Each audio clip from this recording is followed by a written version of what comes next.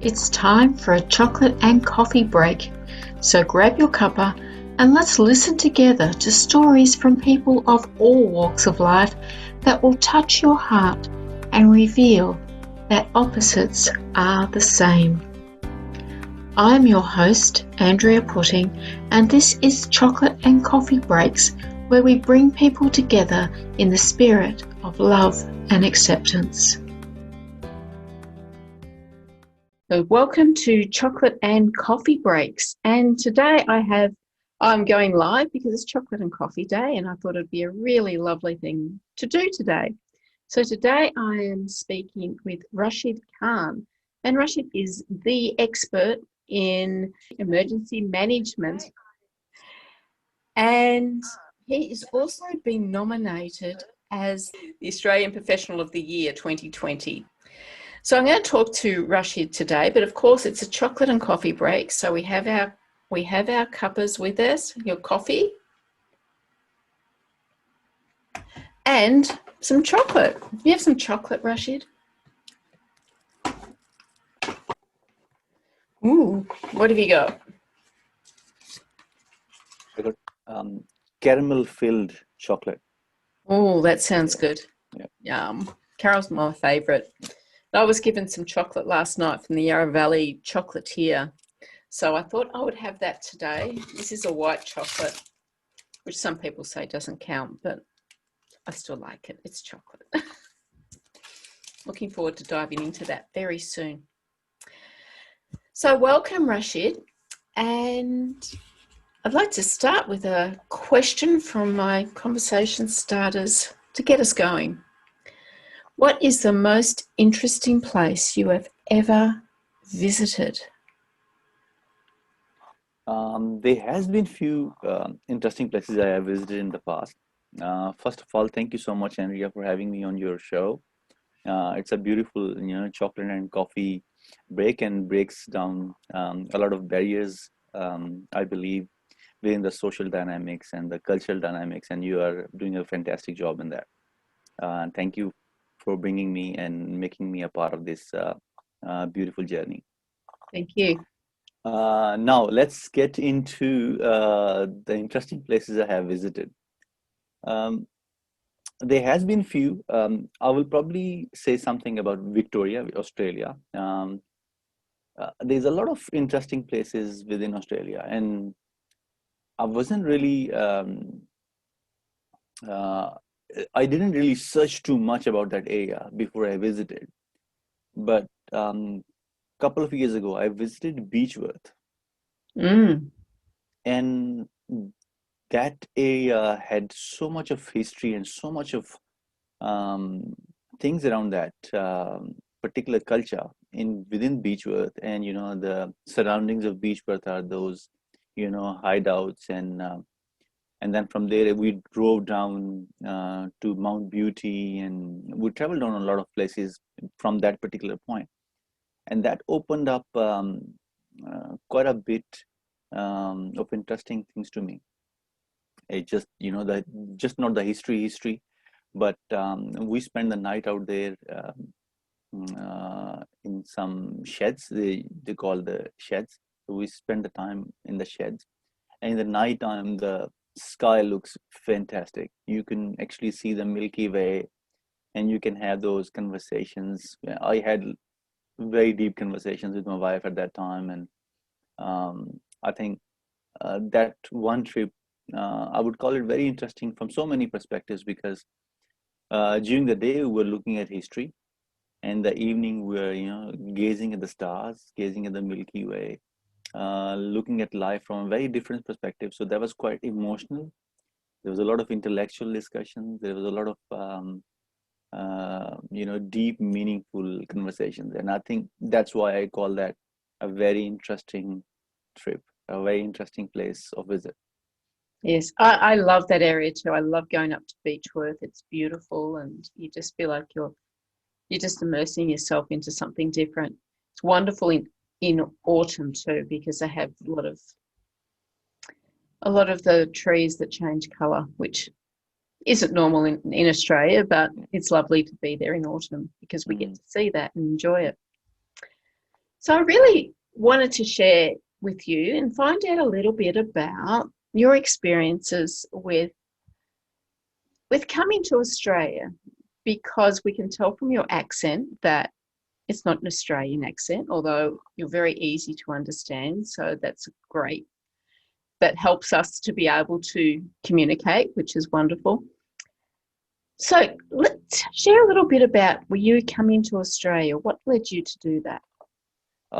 There's a lot of things about Australia which a lot of Pakistani people and the people from subcontinent will relate to, but Pakistanis in particular, I would say, and that is in 1992, when I was growing up, in 1992, Australia had at that time, I would say Benson and Hedges World Cup, Cricket Mhm. World Cup in 1992, which Pakistan won in Melbourne Cricket Ground. That kind of become a very beautiful memory in a lot of people's mind. I would say a lot of people who come to Australia would still, have that memory in them of winning that World Cup, um, and capturing that beautiful moment. That's just one part of it. Like, we are a cricket nation, so Yeah. as you know, and Australia loves cricket, and that I think you need to find out when you come to a country, you need to find out all those beautiful mixes of what unites you. Mm. And I think with the people who are coming from subcontinent and all that, actually cricket unites us in so Yeah. many ways. It goes beyond the borders, goes beyond the religions, it goes beyond the cultural differences and all that. And one thing can combine you, one thing can unite you, and I think that's one of that thing is cricket. That's one part of it. The second thing is from 2002 onwards, I actually applied for Australian resident, and I got it in 2005 eventually. At that time, I had the choice to become a police officer, which was, I passed public service commission in Pakistan, so I had the choice to become a police officer, or I had the choice to come to Australia, and I chose Australia to be my adapted country. Um, my father asked me the same question as you asked me, that, what brings you to Australia? And it says opportunities and freedom. I wanted to do something different, which, may some social things will hinder me in achieving that. And so I wanted to live quite a free life, freedom of speech, um, freedom to act, freedom to live. So it's quite liberating. That idea was quite liberating to me. And then I found the exact same thing when I came to Australia. Uh, Being Australia is my adopted country, I would say, you love your adopted child more than your own child. You know, a lot of people will agree to that. And I love Australia to death. It's that's the thing I found very resonating with me. When I came to Australia in 2005, that's what bring me to Australia. Uh, and I wanted to, really contribute to uh, Australian society and give back of the love they have given me. And uh, I think I owe a lot to Australians and Australia, and I will continue to do so. Wonderful. Yeah, it's always fascinating to know why someone's going to get up and leave their own home and go across the other side of the world, or something like that. But I guess it's not so bad these days, because we can still do this face-to-face thing no matter where we are, which also does help. But what's your experience been coming to as an immigrant, from Pakistan? What has your experience been with integrating with people in Australia? Um, I think it's quite I would say it's quite a mix reaction. I would probably say quite a mix reaction to that. There's few things which, when I came to Australia, I was already 25, 24. So at that time, it's, you have already, there's few things which are already embedded into you. There's few things which are already kind of your core structure, or core structure of mind, or you can say, or a core structure of thought. So it's hard to change those few things when you come to a new country. Even if you go to a new town, I go to Brisbane, I have to adapt to Brisbane Mhm. style. I go to Perth, I need to adapt to the Perth lifestyle, or the Perth style of living. So coming to Australia was quite a different shift for me, because I was living in a combined family system. I lived with my parents till that time, and then when coming to Australia, I was completely on my own on a lot of things. I had few friends to start with, which is a really, really good start. And then, I quickly mingled up with a lot of Australians, and then after a few months, I had a job. And then when you have a job, it gives you that work culture where you can socialize with people around you. Uh, Obviously, you need to. I think it's quite personal experiences from a lot of people I have heard and I have seen, and from my personal perspective too. It's how you adapt the country. As I said, I have adapted Australia.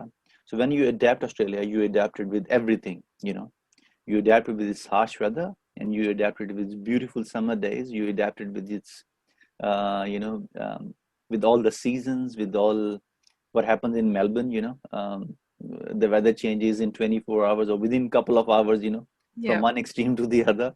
So you need to adapt to all of that. You need to be prepared. And I was quite open to the idea of, when you come to Australia. Uh, for me, I didn't have, I would say, a hard journey of, assimilating myself into the community or assimilating myself into Australian culture, because I was quite open to that. I adapted to become Australian. So it's not an option I'm taking. That's what I really want to do.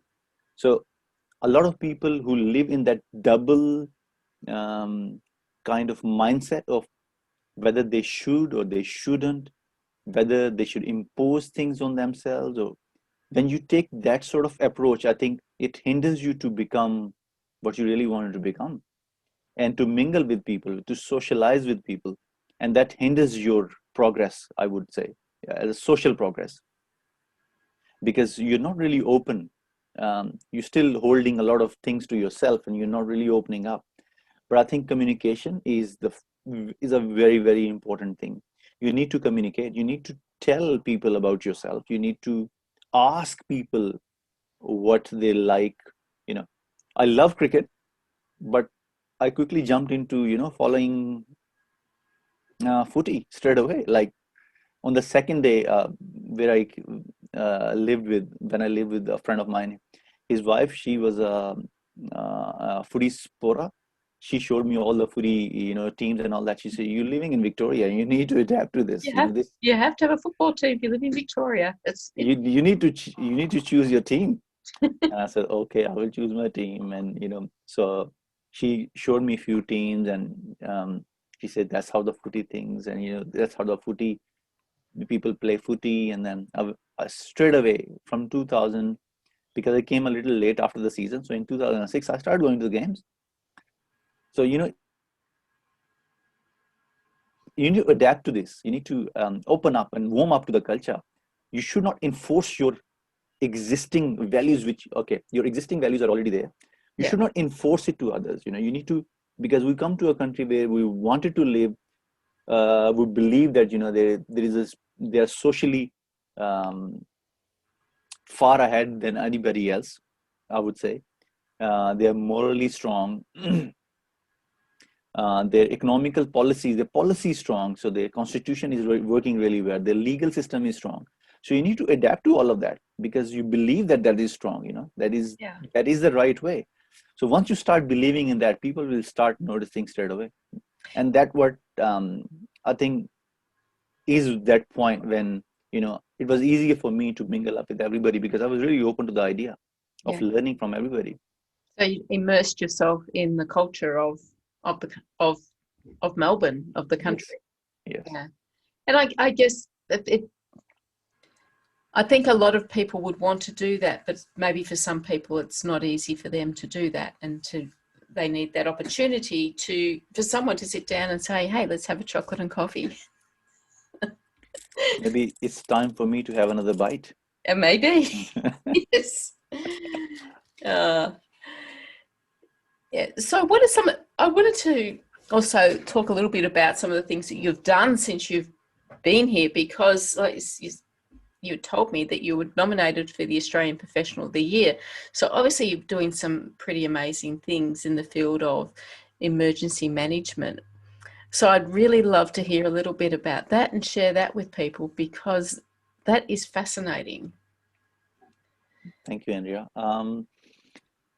So you can Emergency man. share where you started with emergency management, your passion for that, because that's Hmm. something of interest. My first interaction with emergency management. Emergency management is a domain which is a lot of people believe that it's for the people from the fire services. And a lot of people still believe in the world that it is more about the fire. But emergency management is a lot about the fire. Obviously, fire is the most happening emergency in the world. It happens within 24 hours. There is one big incident in the world of a fire breakout, and that's a known fact. And because it's in the eye of everybody, everybody sees that um, happening everywhere. So fire is the biggest risk in emergency, and we all know that. We live in a country where the bushfires are quite common. For for me personally, I think 2011 was the year when I started opening up to the emergency management side of it. I became the emergency manager for National Australia Bank. So it was more about the databases, handling a lot of data of people doing their compliance, their learnings, their trainings, their so the buildings from how compliant they are and all that. And that all came from the numbers game. When I started digging down a little more about it, I started learning a lot more about emergency management from a lot different perspective. Emergency management is just not managing fire. It's managing floods. It's managing, electrical hazards. It's managing when the things break out, the things don't work well, what you need to do from the business perspective and all that. So my learning started to grow in that domain. And when you really wanted to learn something, um, maybe I haven't mentioned that before, but learning is my uh, you Okay, say top strengths. it's my top strength. Yeah. I have done that Gallup survey, and out of the Gallup survey, learning is my top strength. And I think that kind of tells me as well, that, and it's quite reassuring to that why I actually jump into a lot of learnings. I learn from books, I learn from people, I learn from the culture, I learn from the weather. And so that started giving me a lot of maybe a new domain of learning. That gave me a new domain of learning, which was emergency management. And when I started learning more and more about it, I thought that there's still few gaps which needs to be, not just figured out, but maybe highlighted. And at an organization, you have that capacity to change, and I had the opportunity and the leverage being given to me to change and make those changes. But then there is few changes which you cannot make, which are beyond the organization level, which are sitting in the industry space. And I started highlighting those because being an emergency manager, I was traveling all over Australia, doing all the emergency drills and looking after their emergency response manuals and the procedures and making it compliant. All the buildings have to be compliant and all that. So I was traveling around, and I started finding out that there's still more gaps. And every state I go to Queensland, I found out there's different building standards, there's different standards, and which need to be agreed upon when you are doing these building compliances and all that. So I started figuring out that there's a lot of gaps, and I started identifying those gaps. But there's few gaps which cannot be addressed, as I mentioned, at an organization level. They have to be addressed at the industry level or maybe at the country level. Australia still is in an emergency preparedness domain, number 4 most prepared nation on earth, and that's a big standard.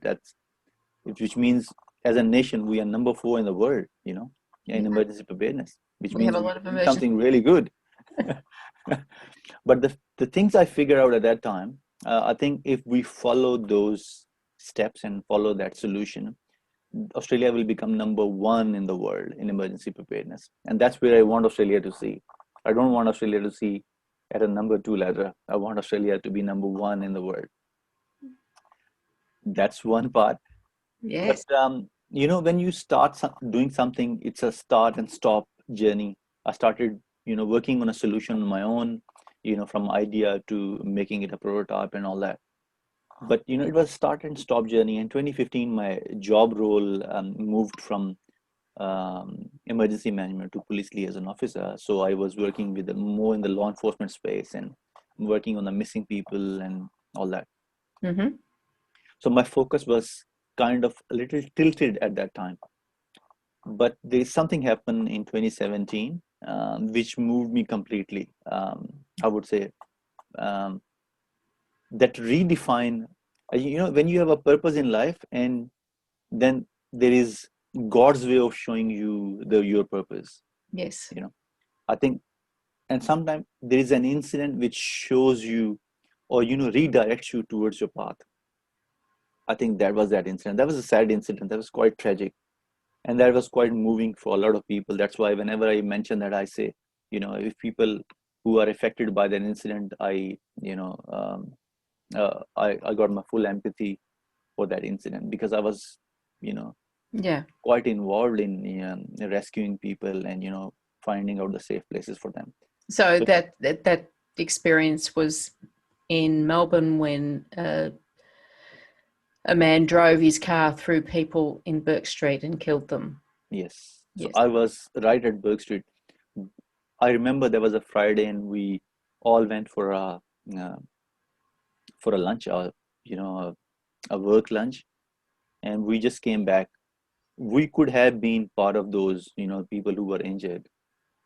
Like, it was just moments.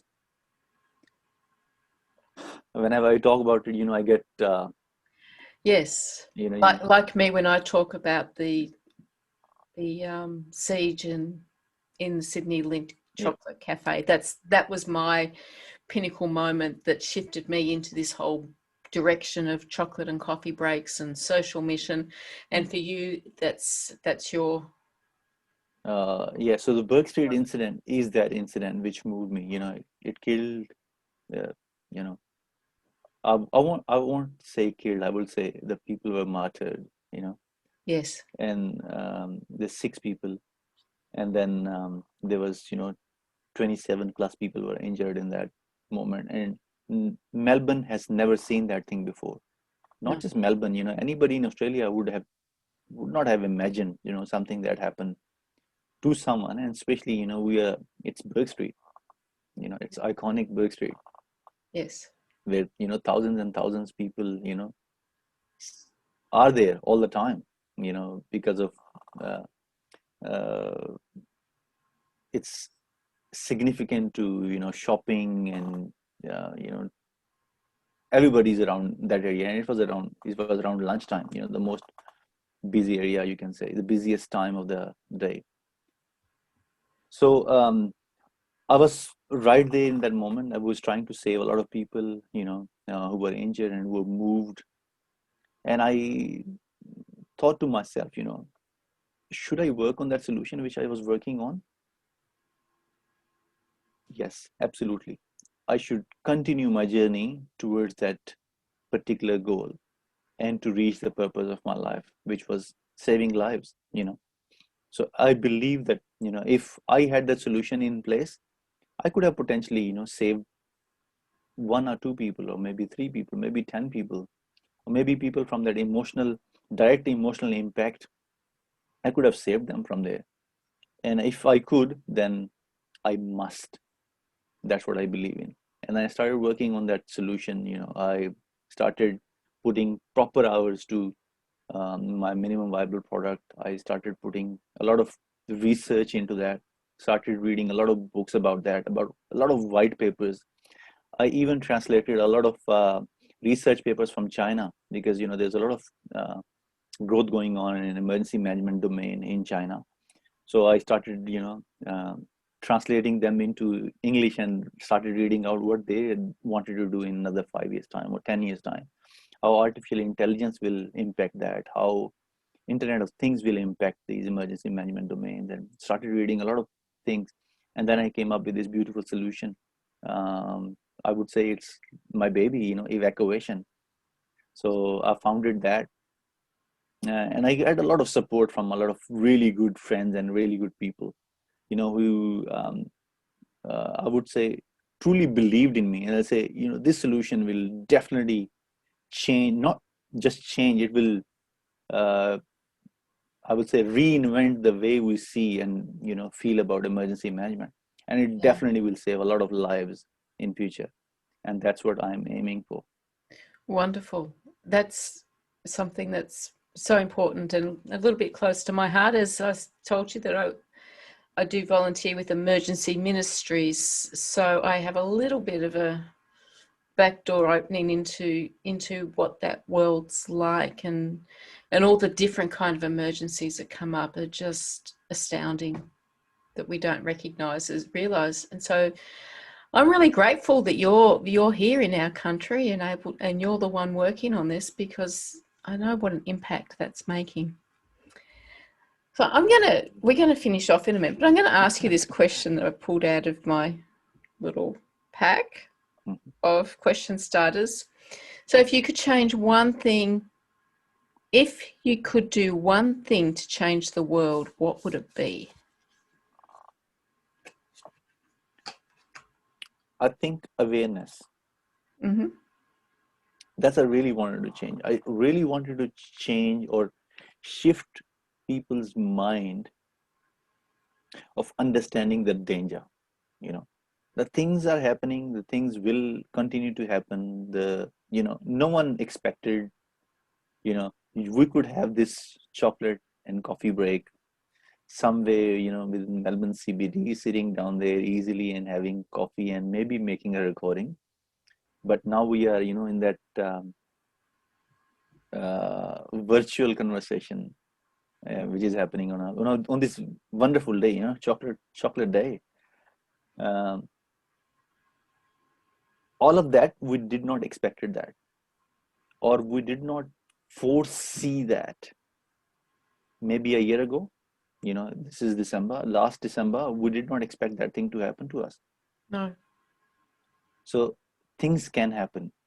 People need to be aware of thing can happen and what they can do about it. The most dangerous thing in the world is those unknown dangers, which you don't know. You don't expect that thing to happen. That what differentiates, I think, uh, great nations from, and that separates from, very great nations, from great nations to very great nations. That is the difference. To understand and percept that danger in the world, or the danger which can happen, and people needs to take action about it, and they need to be prepared for the reactions of that too. No matter what you do, no matter how many actions you take, uh, from climate change perspective, I would say the climate change will occur. That has been happening for thousands and thousands of years, and that will still occur. How prepared you are to handle that, that's one part. A lot of people, I'm not going to go into the politics of that, but it's a lot of people are too much focused on stop it from being happening. There's few things which you cannot stop. The sun will always rise no matter how much you try. Sun for the sun not to rise, it will still rise, right? What you can do about it on a 44-degree day is your choice. So people need to be aware what they need to do. Do they need to stay indoors? Do they need to put the sunblock on? If they go outside, do they need to cover themselves? This is all I'm saying. This is pre um, preparedness, right? So you prepare yourself to do what you need to do, and being aware of that danger too. The 44-degree will happen. A 50-degree day will happen. Eventually, it will happen. How prepared you are for that day? That's one thing. So awareness is a very, very important. A lot of people are just oblivious of that fact, even if they are the climate change um, I would say, enthusiasts, or they are, a lot of people say, the climate change won't happen. If it happens or not happening, that's another part. You can't stop it from happening. It will eventually happen. Maybe it happens in a slow pace, or maybe it happens in a rapid pace. That's another question. But how prepared you are to tackle that day when it will eventually happen. That is what we can do as a person, as a world. We need to be aware of all these. So a fire can break out. We live in a country where we see bushfires every year, Yeah. and they will happen no matter what you do. They will eventually happen every year. How prepared we are to deal with these bushfires, Mm. that is up to us. And that is awareness. That's a real awareness, which brings a lot of value. So I want you to make people aware of all the dangers, of the fire dangers. A fire can happen, an earthquake can happen. In the Christchurch, no one believed that the earthquake will happen Or within a flat. be that bad. Yes, exactly. You don't. So even if it happens, even if you can predict that it will happen, you don't know the severity of that. You don't expect the severity, but are you prepared for that severity? Are you prepared for the severe things which can happen, and then how prepared you are for that post emergency things? Are you aware of those dangers? Are you aware of that? There won't be any more food because the food will all be destroyed. Yeah. It's all become part of rubble. So that is what I wanted to make people aware of. I wanted to spread that awareness all around the globe, that an earthquake can happen, a flood can come, a fire can break out, a climate change uh, possible, things can happen, kind of emergency can happen, a pandemic can happen, which just happened, right? Yeah. So I wanted to make people aware and be prepared for that. That is my mission in life, and I think that will save a lot of lives. And that's what we can do. I believe that's what is in my domain and what I can deliver to the world. And that's why you're now focusing some energy into becoming a speaker. And I'm sure many people are going to want to hear your message throughout the world. Thank you so much, Andrea. Yeah. And I look forward to seeing that happen too. So thank you so much, Rashid, for sharing a chocolate and coffee break with me today. I've really enjoyed speaking with you and learning more about your journey and what it is that you're doing in the world, because I think it's pretty special. So thank you for coming along today. Thank you so much, Andrea, for having me on your show. I wish you all the best in what you're doing. Breaking all the social barriers through these coffee and chocolate breaks, and you are bringing the real change. And I can already see that the change. Um, it started to happen. And that coffee and chocolate breaks will break a lot of those social barriers, those emotional barriers, for people to open up, become part of the culture, become part of the society. And once they become the part of that, they will definitely improve, and make those steps to make it better for everybody around them. Yes. And that's the real change. You are that instigator of that change. Thank you. Brilliant job. Thank you. To me, it's important that everyone has their opportunity to contribute, to make the difference that they're here to make. So, and it's lovely to see you doing that, being a good example of that, to why we need to encourage it. So thank you so much for being in this part of this journey with me today. Thank you so much, Anne. Thank you. And that's all I have for chocolate and coffee breaks today. So I hope that you've enjoyed sharing with us on Chocolate and Coffee Day. And there'll be another series of chocolate and coffee breaks sometime next year. Bye. Thank you for joining me today on Chocolate and Coffee Breaks. To download our resource pack for your own chocolate and coffee break experiences and join our community, head on over to www.chocolateandcoffeebreaks.com. Join us again next time as we explore more stories that will touch your heart and reveal that opposites are the same. Meanwhile, share a chocolate, have a cuppa, enjoy a conversation, and change the world.